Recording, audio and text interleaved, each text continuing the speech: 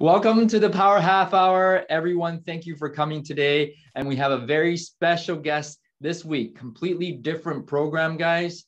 Stacy Randall from Charlotte, North Carolina. She runs a program that teaches you how to get referrals, double, triple, and quadruple your referrals without asking. Here she is. Take it away, Stacy. Thank you so much for having me. I'm happy to be here. I'm actually nervous because we usually have real estate agents come on the show, but this is a completely different program. So I'm just gonna let you lead. I want to hear from you, like how you got started, what the program is about. Yeah, tell us. Yeah, it's interesting. A lot of people ask me, they're like, okay, like, did you just wake up one day and you're like, oh, let me teach people about how to get referrals without asking? You're like, I mean, it would be a really cool story, John, if I was like, yeah, I just woke up one day and God was like, I'm gonna make you brilliant when it comes to how to generate referrals and do it differently and do it without asking. But the truth is, my journey to be here, having this conversation with you and to be doing what I've been doing for almost the last decade definitely started with the School of Hard Knocks. I actually had to go through a business failure and then go back to corporate America to be able to reflect on why my business failed and what I could do differently to be more successful when I started this business. Now it's been almost 10 years ago. And it really was just looking at it from the why I failed and what I need to do differently about it.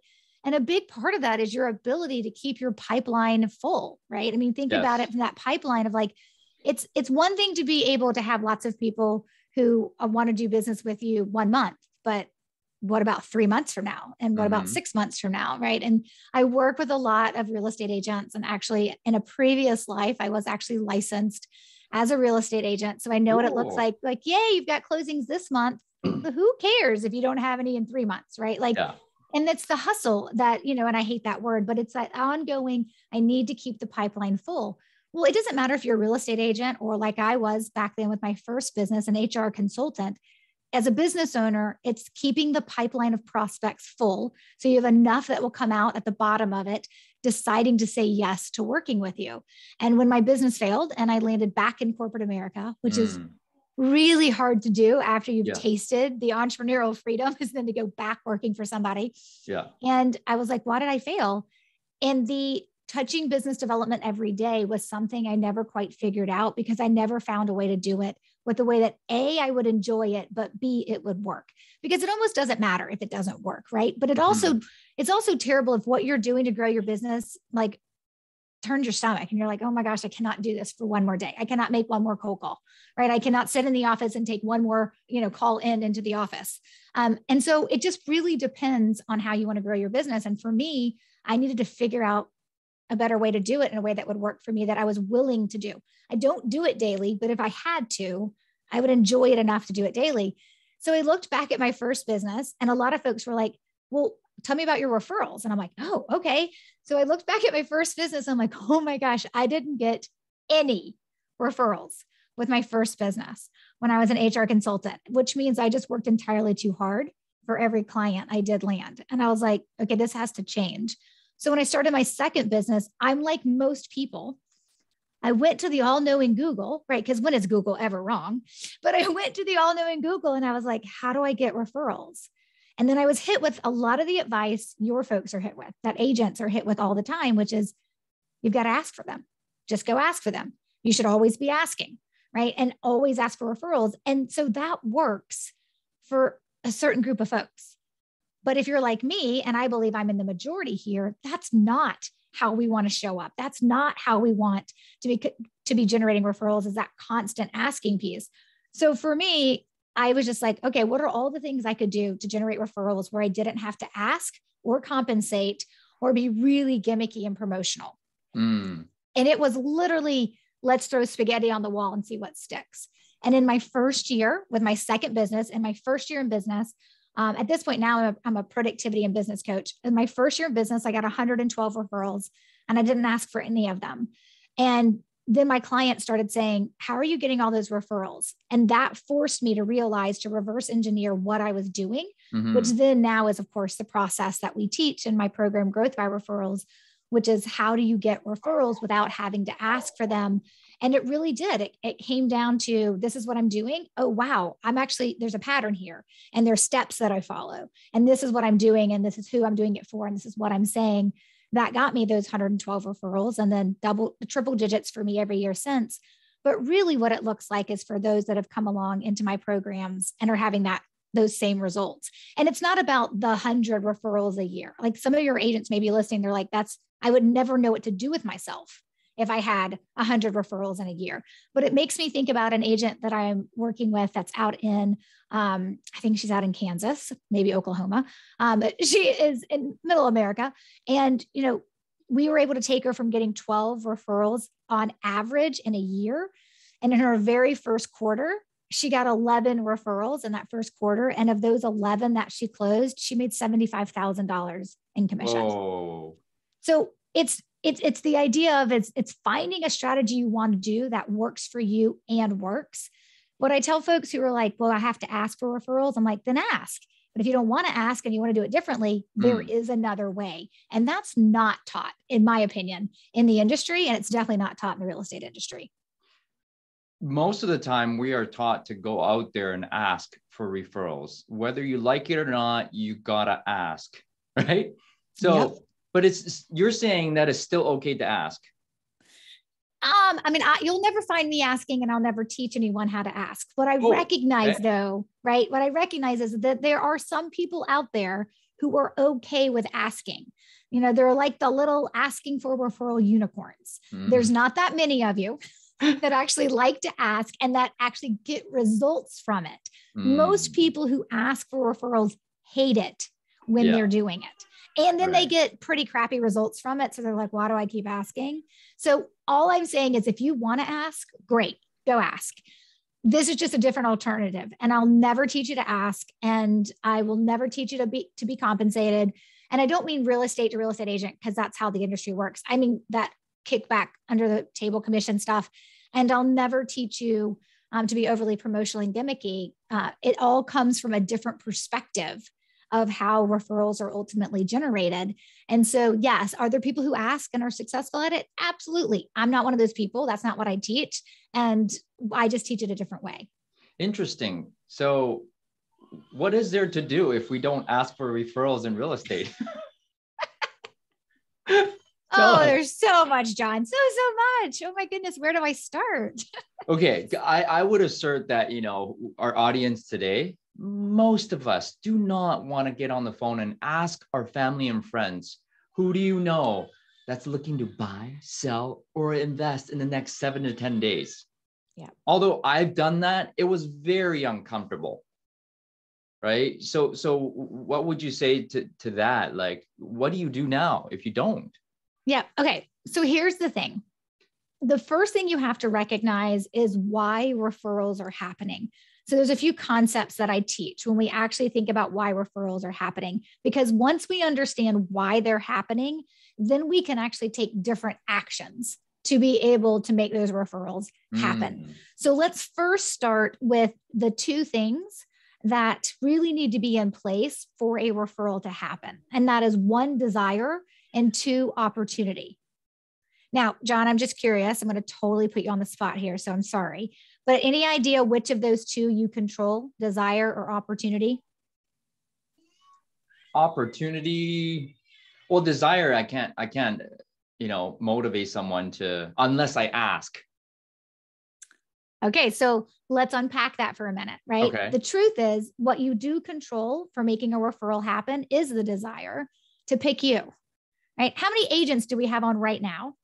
And then let's multiply that by the actual number that's truly in your area. How many real estate agents are in your area? 14,490 in Greater Vancouver. Why is it when I'm talking with real estate agents, there's never hundreds. There's always thousands in their area, right? Because there's always a ton of agents. It doesn't matter how big some teams are or how many companies there are always thousands and thousands of agents. And so I've got options, John. I got lots of options. If I'm in your area selling my house right? I've got options of who to pick. And if I'm going to refer someone to an agent, I've got options of who I refer to. So the desire to it be you're the agent that I choose to refer to, that is based on the desire to pick you, the desire to refer to you. And you do control that based on how you're able to really nurture the relationship you have with me.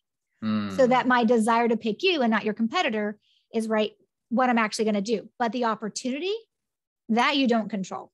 Gotcha. Right? Some people you would love to refer you, but they will never have a conversation with somebody who is ever going to buy or sell. Right. And if they do, it's a one-off. It'll happen once and it won't happen again for 5 more years. And you can't build a strategy on that. Right. So the idea here is that I don't control anyone's opportunity to refer me. But if I'm selecting the right people and I'm nurturing the relationship the right way, then I have that ability to kind of maneuver desire and opportunity to my advantage, as long as I'm coming at this from the right place. And that starts from understanding why a referral happens in the first place. Like, what is at the heart of someone referring someone to you? And what we usually think, it's short-sighted, but it's what usually people think is, oh, because I am going to do a great job as their listing agent, or I am the best buyer's agent. I'm going to work really hard. Right. You all are working really hard. That does not make you different, right? I mean, I hope you're working really hard, but within reason, of course. But the idea here is that I don't refer you because I think you'll do amazing. And I don't actually refer you, right? Because I'm like, oh, today I want to help John grow his business. So that's why I'm going to refer. No, nobody wakes up thinking about you. Nobody wakes up thinking about me. We wake up thinking about ourselves.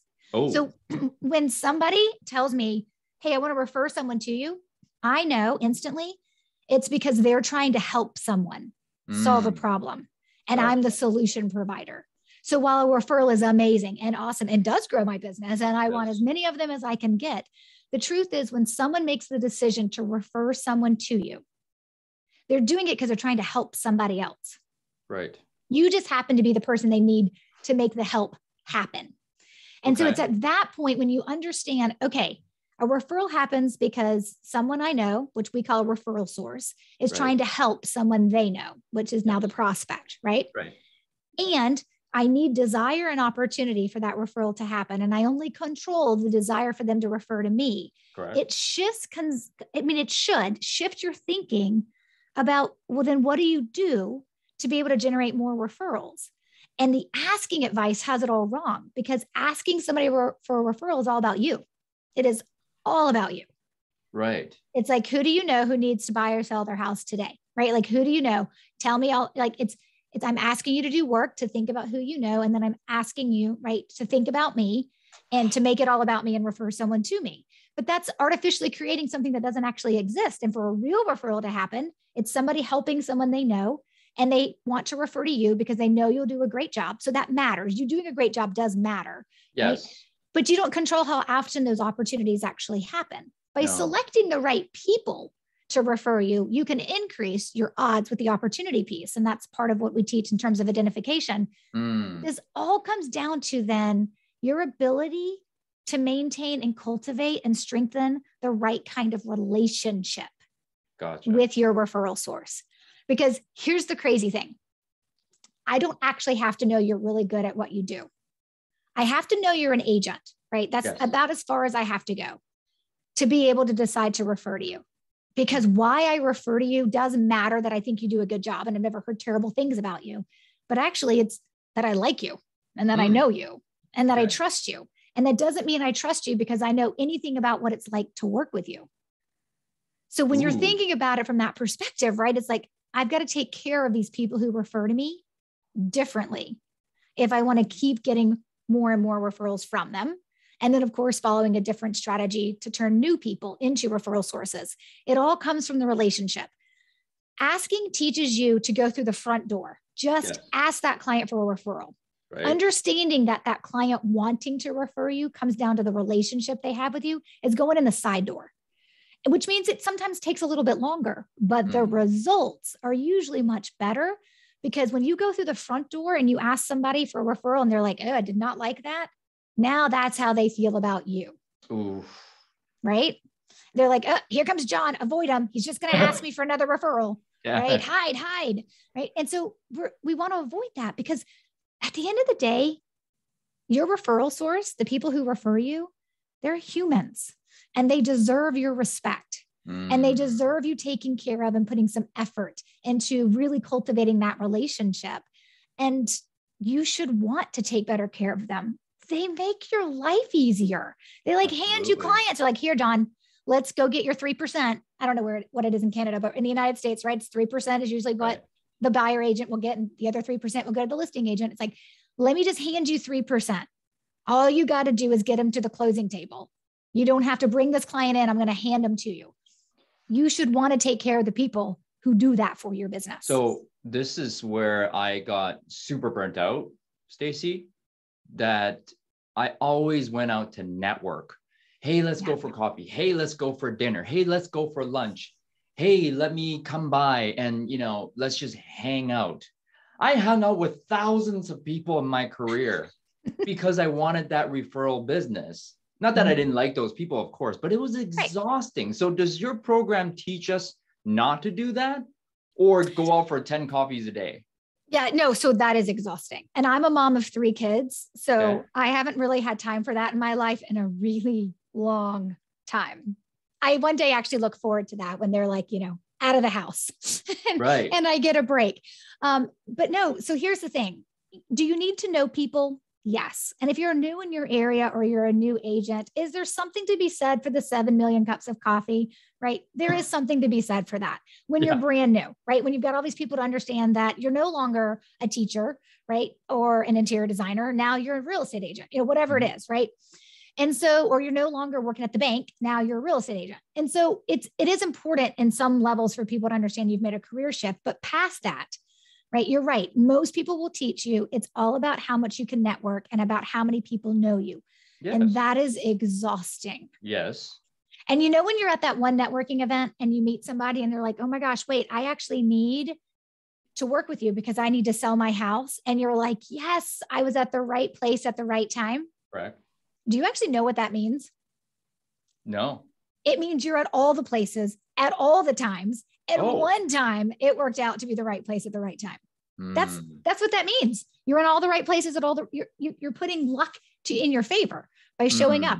And you're right, John, that is exhausting. So my program, so we teach 3 main strategies. I think every business owner, I don't care if you're a real estate agent or an attorney or a financial advisor or a home stager or an interior designer, we teach 3 main strategies if you want what we call a referable business.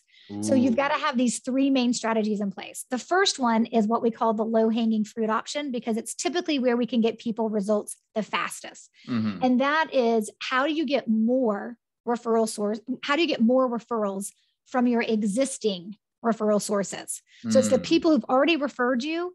How do we take better care of them, use specific language so that they're subconsciously thinking about us from a referral perspective to get more referrals, to give us more referrals?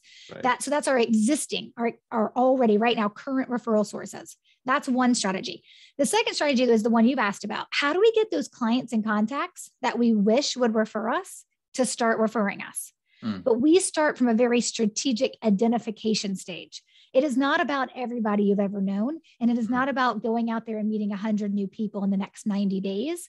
This is about strategizing on who probably is the right person to refer you or who is in the right position to refer you, and what it looks like then to cultivate the right kind of relationship with them that would lead them to give you that first referral. Then once they start referring you, they drop into your other strategy, which is the strategy you have ongoing to continue to get referrals from the people who are already referring you. So we have a strategy that teaches, how do I get more referrals from my existing referral sources, the people who refer me? Then I've got, how do I turn clients and contacts into into new referral sources so I can start getting referrals from them? And then the third strategy is how do I build the right kind of referable client experience? Not only so that I am referable, right? Because that's kind of the foundation of it all, but also I have like strategies in place to where I can extract referrals from my client experience as well. And those are the three main strategies that we teach. And they're in three, like we have one program that encompasses them all. And then we also have just for the person who's like, hey, I just need to know how to get more referral sources. Like, well, then we have just a program for that too. So we kind of, there's an a la carte option as an addition to, you can learn them all in one program, or you can just go in and learn the strategy you need. Awesome. So 3 types of methods to increase your referrals. Yes. But here's the thing. Now, the yeah, but comes is that I'm a new agent, right, in a certain area. And I'm also brand new to the area that I moved to. I don't know anybody, Stacy. What do you do with that? So here's the thing, right? Definitely then the strategy that they need is how to turn contacts, because they don't have any clients yet, more than likely, right? So how to turn contacts into referral sources. But before you can start identifying contacts to turn into referral sources, you actually do need to meet some people.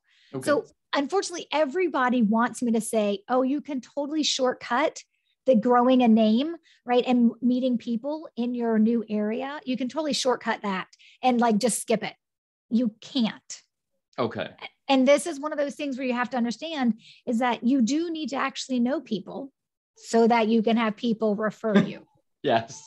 So I would love for you to skip that step. I made that comment earlier and it's kind of a throwaway comment, but it's true. I mean, there's something to be said in your first year as an agent of the 7 million cups of coffee, right? Not that I actually think you're going to do 7 million cups of coffee, but that's what it feels like, right? And so, but it is that idea of getting to know people and recognizing the truth is there's 14,000 of you in your area. Yes. And now I come as 14,001. A lot of people already know an agent that they can refer to. And that's not to deter you, but it is to let you recognize I'm going to have to get out there and probably meet some people.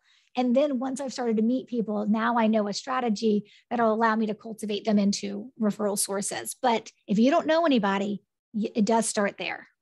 Gotcha. So you do, I mean, if you're brand new in the area, I mean, I know you don't teach this, but what would you suggest those agents to do to gain more contacts besides the 7,000 cups of coffee? Right. Well, it probably will result in that no matter what, right?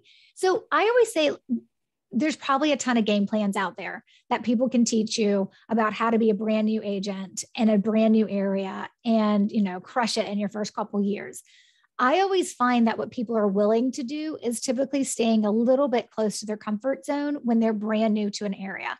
So look at it from the perspective of life stage, right? If you have small children, you need to be getting to know the people that are in your kid's daycare or preschool or elementary school. Okay. Does your kid play soccer, right? Or do they play golf or are they into gymnastics? Like, don't just sit with your nose in your phone when you're waiting on your kid to finish their gymnastics or their soccer practice. Like, have a conversation with the people sitting around you. More than likely, you also need to make friends being brand new to an area. So it is okay to have conversations with strangers who are in the same life stage and you're hanging out in the same places.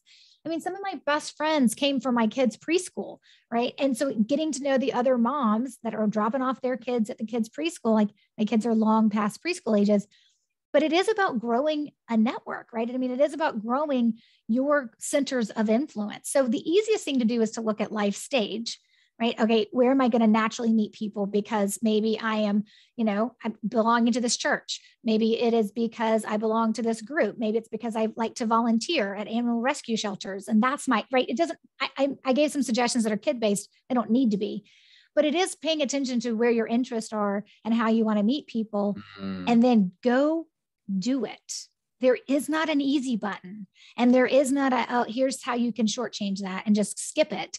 There is something to be said in that first year in business. But what I want you to have is an eye on the referral strategies you will be putting in place as soon as you start developing some clients.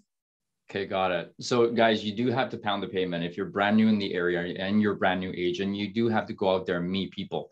If you're a parent, go into these community platforms, soccer, hockey, whatever have you. So go out there and get your name out there. So I got a question for you, because the way I do it is that I go out and network, right? I get their contact, right? Then I'm like, can I send you some market updates through your email? I send them once a month. Would you be okay with that? Is that your strategy too? Well, I think that's more of a marketing strategy. And so I am sure there are probably people who are better versed at speaking to the marketing strategy of how this works. You don't do that. So no, but what I do in my business, and from that perspective, even when I was a working real estate agent, the idea there is for me, it was all about the network that I had and who I knew. Right. And so that helps. And then people knowing my personality is that when I do something, I try to do it really, really well. And so knowing that I was going to probably have a good system behind me to help me as I was starting to become an agent. And I only did being an agent part-time. To be honest, I always had a full-time job and did being a real estate agent on the side because I don't know, I'm a glutton for punishment or I love to stay busy. It's one of those things. Right. And I only stopped being an agent as a part-time the very first time I had to show houses with my 6-month-old strapped in the baby Bajorn. Oh, gosh. As I was like, never again, when the babysitter canceled. And back then my husband owned a restaurant, so he wasn't really around nights and weekends. But you know, the truth is yes, you do need a marketing strategy. What that looks like that allows you to provide value and to be different from all the other 14,000 agents in your area trying to send marketing updates or market updates every month. I don't know if that's the best advice. What I would say though, is that your sales strategy has 3 parts. Everybody teaches sales like it's a 2-legged stool, and it's not. It is a 3-legged stool. And there is a prospecting nature to your stool, right? There's definitely a prospecting leg, right? A prospecting plan within your sales strategy. Yep. Right. And prospecting is I'm going to go to this networking event and hope to meet somebody that wants to buy or sell, or maybe you look at direct mail as more prospecting in nature. Maybe you look at sitting in the office and taking the incoming calls, right? As one of your lead gen kind of prospecting strategies. The second leg is marketing. And that is probably having a website, doing some social media. Maybe it's earned PR, right? You can do this in different ways. It's probably sending out an e-newsletter every month, right? From that perspective. But then the third leg is your referral strategy. And they are 3 separate strategies, and you have to understand how to do them correctly. But most of the time, and I work with a lot of agents, most of the time what I see when new agents are getting started, or what they'll tell me as they're reflecting back on their first or second year in business, it really did come from the people that they know. And so that isn't as much about, let me send you a weekly email or a monthly email on market updates. It probably is. It's probably part of the strategy. But I think it's looking at it from that perspective of, just remember one thing. And anytime you're making a decision to do something to generate sales, it's not about what's in it for you. You need it to work. It's really about what's in it for them, the receiver of it. So how helpful is that recipe for pumpkin pie you're sending? I don't know. If you've never seen anybody clicking on it, maybe that's not what the people getting your emails actually think. And so there is a multi-pronged approach to growing any business. I don't care if it's real estate. I don't care if you're an attorney. It doesn't matter. But it is figuring out what is going to be the right approach for you. But it's not one strategy. Even though I teach referrals and I want referrals to be the way you grow your practice, I want it to be the biggest piece of the pie in terms of how you bring in clients. I also recognize it shouldn't be your only strategy. You probably should have a website. Maybe you should be doing social media. Maybe you should be doing some very strategic networking. Right? Not the spray and pray, which means let me just go meet everybody I can possibly meet at any given moment. Spray and pray. Yes. But we want to do strategic networking, right? So there's different things to consider. You just got to figure out what's going to work for you. Where I always tell folks is when you're ready to do referrals, there's going to be one way the industry is going to teach you, and they're going to teach you to ask. And if you decide that doesn't work for you, don't worry. There's another way. And that's the way that I teach. Awesome. By referral only, guys. Who wants more referral business? Put up your hand. I can't see all of you. Okay, Jack. Great. Everybody wants more referral business. So tell us a bit about how do we get involved in this program? Yeah, so it really just depends on what you're looking for. If you're like, hey, I need a strategy, then any of the strategies that I teach can be through an individual program. And then, of course, we have our main program, which is called Building a Referable Business, which is where we actually teach all 3 strategies, plus what we call like situational referral strategies.